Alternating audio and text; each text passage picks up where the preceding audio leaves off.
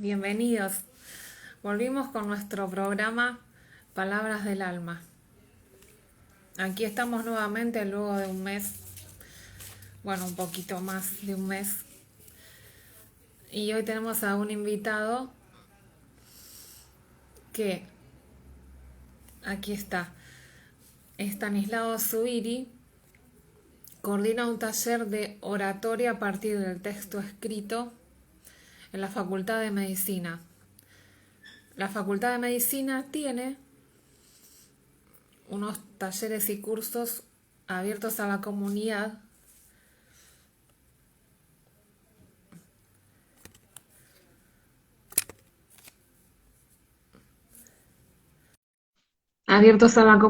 de varias disciplinas. Y uno de los talleres es el de oratoria. Bienvenido, Tani. ¿Cómo estás, Ananda?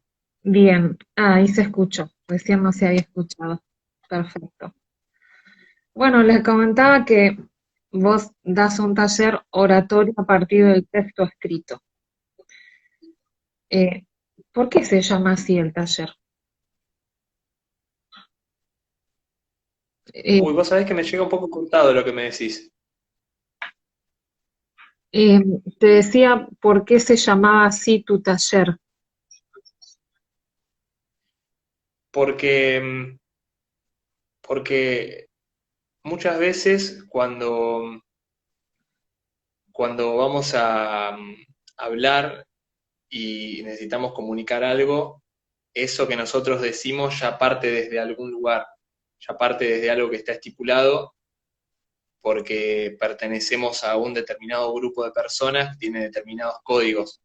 Entonces nosotros al unirnos a ese grupo de personas ya nos estamos uniendo a un determinado código que ya está de alguna manera escrito y que va más allá de que nosotros hablemos o no, porque estamos en un medio que tiene determinado lenguaje. Por eso, en realidad, eso de a partir del texto escrito es casi como un paréntesis, digamos. El título del taller sería oratoria en general, pero me parece importante señalar eso también, porque nosotros en el curso trabajamos mucho desde ideas principales, desde conceptos, desde tener, cuando vamos a comunicar algo, desde saber cuál es el eje de aquello que queremos comunicar, que queremos exponer, cuáles son las ideas principales, y a partir de eso poder desplegar nuestro discurso. Y cuando uno despliega el discurso, hay un fenómeno que se está viendo ya hace un tiempo, que ahora se ha expandido más, que es lo del lenguaje inclusivo. ¿Qué opinas del lenguaje inclusivo? ¿Llegó para quedarse o es una moda? Mira, yo no sé si llegó para quedarse porque eso sería hacer futurología. Yo lo que opino es que el lenguaje es algo que sucede. Yo veo que muchas veces, yo en lo personal, en mi vida personal, suelo usar lenguaje inclusivo, pero en el ámbito académico y profesional, suelo usarlo si se está usando en el lugar a donde estoy. No, no creo que es algo que haya que imponer. A mí lo que me pasa en el curso es que las primeras comisiones yo hablaba en lenguaje inclusivo, pero veía que había personas a las cuales esto le chocaba y a lo mejor por tener dificultad en aceptar el lenguaje inclusivo, eso termina haciendo que esa persona se pierda de un trabajo técnico y un entrenamiento técnico en su discurso que va mucho más allá del lenguaje inclusivo. Volviendo a lo que dije al principio, yo creo que el lenguaje es algo que sucede, es algo que no lo podés parar. La Real Academia Española, la Academia Argentina de Letras, lo que sea, son instituciones que lo que hacen es agarrar lo que pasa en la calle y codificarlo, pero no son las que deciden cómo se habla. Pueden decidir cuál sería la lengua oficial, pero creo que más que nunca hoy en día hay una crisis general de la legitimidad de las instituciones. Entonces, yo creo que no podemos apelar a la Real Academia Española como como algo que nos impida. Sí creo que tampoco está bueno imponer el lenguaje inclusivo. Creo que tiene que ser algo que uno pueda elegir.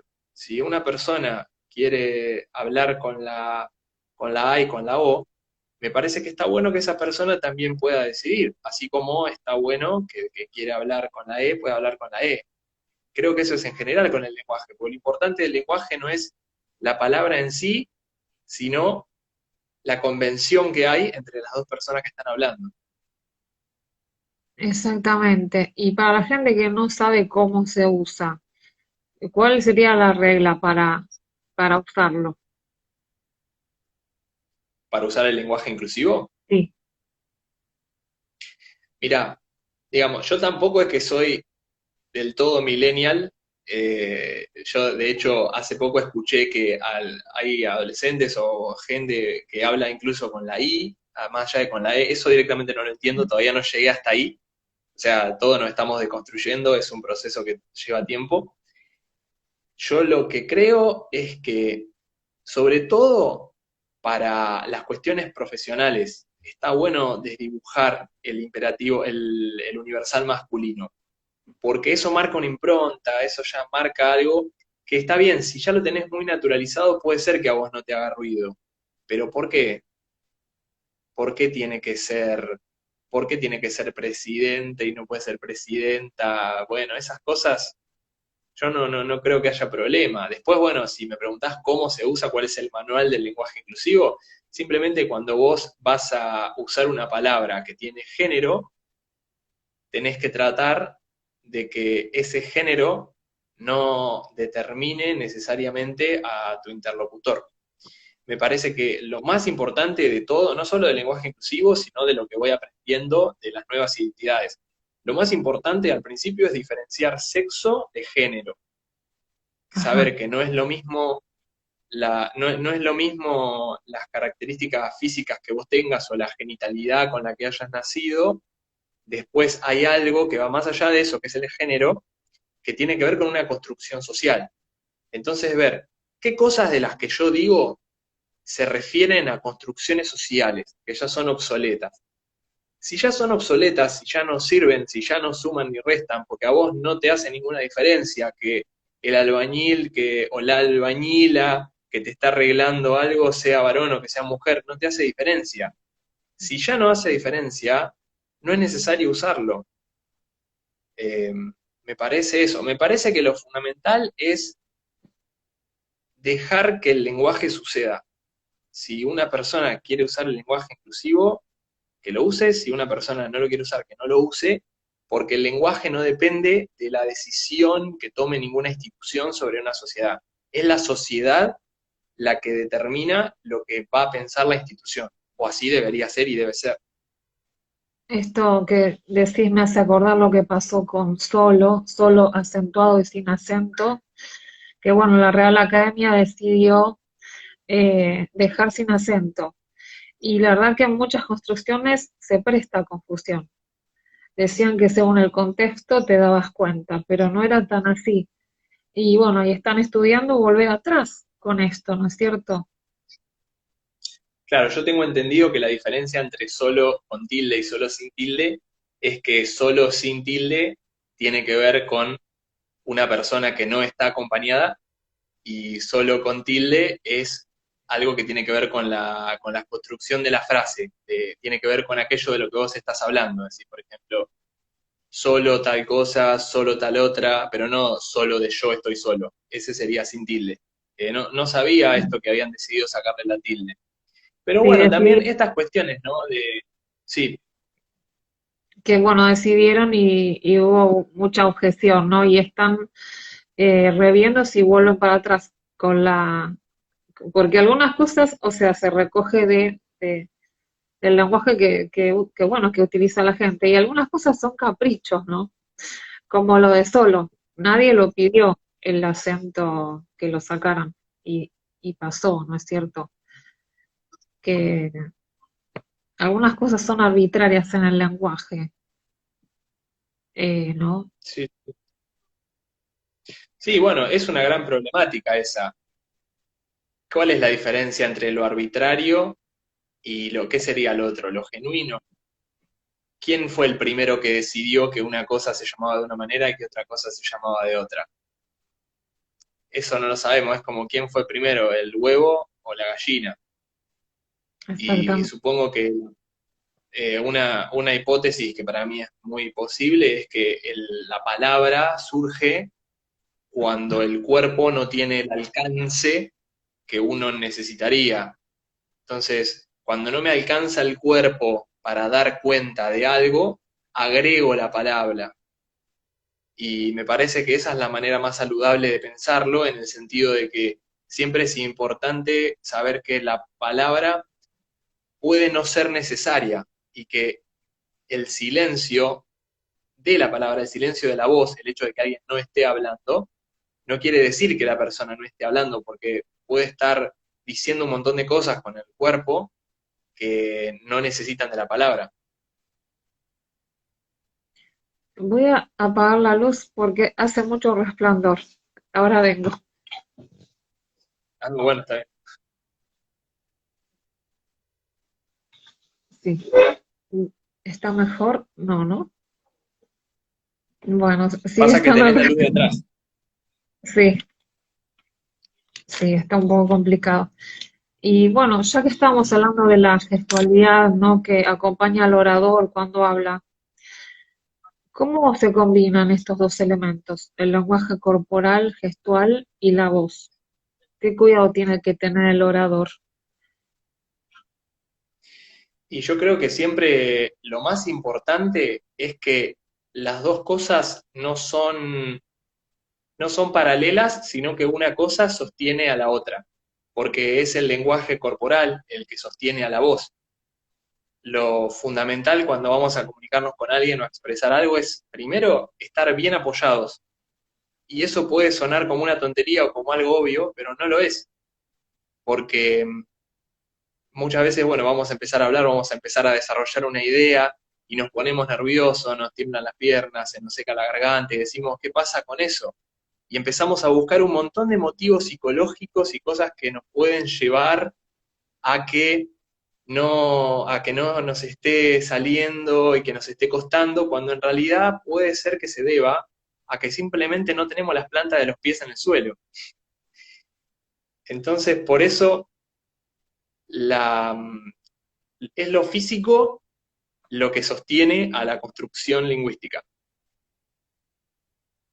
No sé si respondí la pregunta del todo. Sí, sí se entiende la respuesta. Y hablando de los, bueno, de la postura corporal, ya que sea tanto la virtualidad, ¿qué sería lo más conveniente? ¿Estar sentado, estar parado? ¿Eso en qué afecta al orador? Y bueno, es un poco como el jugador de fútbol, que según en qué lugar de la cancha te pares, en cada situación de la jugada tenés mayor o menor ángulo para moverte. Si, si vos, digamos, estás por hablar y estás parado, el estar parado te permite un mayor despliegue del cuerpo y mayores posibilidades en cuanto a los ángulos que vos podés alcanzar. Si vos estás sentado, tardás más en girar. Si estás parado, es mucho más fácil girar. Son cuestiones físicas. En realidad no es que sea preferible estar parado o estar sentado. Por convención, ahora con lo virtual, por lo Sí, general, solemos hablar sentados. Pero bueno, eso tiene más que ver con una cuestión de costumbre y de tradición que lo que realmente convenga. Lo que pasa es que al estar, eso es lo que pasa mucho con la tradición también, ¿no? Cuando hay algo que ya estamos acostumbrados a ver. Yo ahora, por ejemplo, estoy hablando con vos y estoy hablando sentado. Y yo te puedo decir ahora, bueno, si yo te hablara parado, tendría un montón más de posibilidades para hablar y sería por ahí más fácil. Pero si yo, mientras estamos en un vivo de Instagram, me paro, pasa algo que no es lo que suele pasar. Y eso que yo acabo de decidir, de pararme, es un nuevo signo que estoy imponiendo. Entonces no es solamente que estoy cambiando de soporte para hablar, sino que estoy diciendo algo con la acción de pararme también. Eso es algo muy importante también, que no es lo mismo un movimiento que una acción. Movimiento puede ser cualquier cosa que vos hagas, pero una acción da cuenta de una dirección, da cuenta de algo que está en un determinado estado y luego de realizado sufre una transformación. Qué O sea, interesante lo en definitiva, respondiendo a tu pregunta, ¿qué conviene más, hablar parado o hablar sentado? Parado, tenés muchas más variables para elegir hacia dónde dirigir tu discurso, pero la misma acción de pararse puede contar algo, que vos tenés que decidir si querés contarlo o no. y yo digo, y a la inversa, la acción de sentarse también, puede ser. Exactamente. Sí, sí, cualquier acción puede contar algo. Lo que pasa es que también siempre tenemos en cuenta que la oratoria es un artificio y es algo dinámico que está ocurriendo en el presente. Entonces, siempre está bueno tener en claro la hipótesis de que el aquí y ahora es superador de cualquier hipótesis previa. Vos podés tener todo ensayado, todo pautado y saber todo lo que vas a decir palabra por palabra y estar re seguro de lo que vas a decir. Pero el momento en el que vas a decir aquello para lo cual te preparaste, siempre va a contener variables que vos no conocías, que vos no sabías que iban a estar, que puede ser cualquier cosa, porque siempre el discurso, la expresión y cómo sea recibida va a depender también de quiénes sean tus interlocutores. Por eso las acciones más importantes, digamos, tienen que ver con abrir el cuerpo, con la apertura del cuerpo y la apertura de la escucha. ¿Cómo es eso de la apertura de la escucha? La apertura de la escucha, no, yo uso la palabra escucha, digamos, no solamente como una vibración de sonido que entra por el oído, la uso en un sentido más amplio, tiene que ver con abrir el registro sensorial del cuerpo, con saber que más allá, digamos, más allá de lo que esté pasando en tu cabeza, de lo que vos estés pensando, siempre hay cosas que están pasando en un plano físico y concreto, en un plano que vos podés ver y registrar en el aquí y en el ahora. Y hablando del aquí y el ahora, se viene observando, hay como un auge del storytelling, hay libros, se habla para vender en las redes, y esto nos está hablando de un resurgir de la oratoria, de las técnicas de oratoria, ¿no es Sí, cierto? perdón, quiero hacer un paréntesis. No sé si se me ve bien por la luz, creo que voy a cambiar, más que así tengo más luz. A ver, Ahí está. sí, está perfecto. Yo creo que voy a prender la luz también. Eh,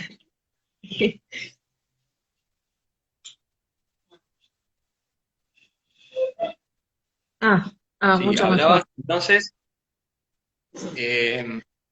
yo creo que el storytelling, yo creo que la oratoria no es que está resurgiendo, yo creo que nunca se fue. Sí, lo que está pasando ahora es que hay una crisis de las instituciones. Entonces, al ser cada vez más difícil identificarse con un colectivo ideológico o decir, bueno, yo pertenezco a tal cosa, yo pertenezco a tal otra, entonces es difícil identificarse con eso, por lo tanto, vuelve a cobrar tal vez una fuerza que no la tenía antes, la figura del individuo orador, del individuo que habla desde sí mismo, que no tiene otra cosa donde apoyarse que el momento en el que está, el momento presente. Entonces, yo no creo, sí, sí puede ser que haya cosas que se usen más en un momento que otra, pero la oratoria siempre está. De hecho, probablemente esté mucho más en esos momentos donde crees que no está, en esos momentos donde crees que vos estás hablando, ahí están diciendo que se ve mejor, genial, que probablemente haya momentos donde esté más vigente que en otros, o sea, más presente, pero cuando vos estás hablando con tus amigos, tomando una cerveza, también hay oratoria y también hay algo que vos elegís decir y que no elegís decir. Entonces, sí, obviamente cuando damos un curso de oratoria, en este caso, nos centramos más en construir un discurso para un ámbito formal académico, que son generalmente los ámbitos donde más necesitamos construir nuestro discurso, pensar las cosas y decidirlas con más responsabilidad antes de hacerlo, porque precisamente pasa eso, hay una consecuencia que tal vez sea más, tal vez sea mayor o más importante que en lo cotidiano en general. Yo me acuerdo cuando hice el curso con vos de oratoria, que había algo que eran las muletillas, ¿no? Que se hicieron ejercicios que son tan frecuentes en la gente. Cuando alguien tiene muchas muletillas, por ejemplo, en un examen, ¿eso qué le puede transmitir al que escucha? Al profesor que te está tomando, por ejemplo. Bien. Sí, perdón, veo que hay una pregunta y me gustaría después Bueno, sí, comentarlo, pero bueno, ahora... eh, ¿querés que la bien. leamos? Me pregunto, ¿cómo? Porque que si querés que la Dale, leamos, déjame, sino que primero dale. hablamos de las muletillas y Sí. después... La muletilla es algo que surge cuando no puedo estar en silencio y no me permito pensar. Porque cuando nosotros estamos hablando, es muy importante que aceptemos que pensar es una acción y que pensar también cuenta. Pero ¿qué pasa? Así como decíamos al principio, que no es lo mismo una acción que un movimiento, no es lo mismo si yo estoy pensando en función de la situación que si estoy pensando en otra cosa o que si estoy pensando en lo que no me está saliendo de la situación. Yo puedo estar un rato en silencio, siempre va a depender de la situación, obvio, pero me puedo permitir pensar qué es lo que voy a decir a continuación, entonces hacer ese silencio para pensar, bancarme ese silencio, seguir, proponerme, seguir estando ahí con mi interlocutor mientras pienso, y eso tranquilamente lo puedo sostener, no tiene por qué generar un bache. Se va a generar un bache seguramente si yo lo traduzco en una descarga. Si estoy pensando en lo que no me está saliendo, si estoy moviendo alguna parte del cuerpo porque no me puedo quedar quieto, porque estoy pensando que, uy, no estoy diciendo lo que tendría que decir, entonces me está mirando mal y como me está mirando mal, no sé qué va a pasar. Por eso volvemos también a lo del principio, la importancia de los apoyos. Si yo estoy bien apoyado y estoy respirando y estoy siempre buscando abrir la escucha, probablemente se produzcan mucho menos baches y yo pueda hacer un silencio sin necesidad de sentir que el discurso se está perdiendo, que me estoy cayendo. Entonces, como conclusión de la respuesta a tu pregunta, la muletilla surge como una repetición que no suma nada cuando no me permito pensar. Cuando creo que pensar no es una acción, entonces creo que tengo que decir todo de una sin pensarlo. Y ahí no estoy dando cuenta del momento presente. Lo estamos evadiendo, ¿no? El presente. Y acá tenemos una Claro. reflexión muy interesante. Quien la dice es un escritor que hemos entrevistado. Dice, vivimos una fractalización en las ideas, como el árbol. Somos las hojas y dejamos atrás los troncos, las ideas preponderantes, la religión, por ejemplo. Cuando vos hablaste del otro tema, hizo esta acotación. Sí. Sí, es muy interesante la metáfora o analogía del árbol para el discurso también, porque, por ejemplo, cuando hablabas del storytelling, que yo te decía que no creo que ahora sea más importante el storytelling, sino que las instituciones no son menos importantes, entonces cuando vemos una persona, por ahí nos interesa más saber qué historia tiene para contarnos esa persona que el título que tiene o el lugar de donde viene. Porque y el árbol es una gran metáfora de la unidad en el relato. Es importante cuando vamos a contar algo, la linealidad, identificar cuál es, digamos, la palabra troncal viene del árbol. Ahí te metes grabaste, no sé si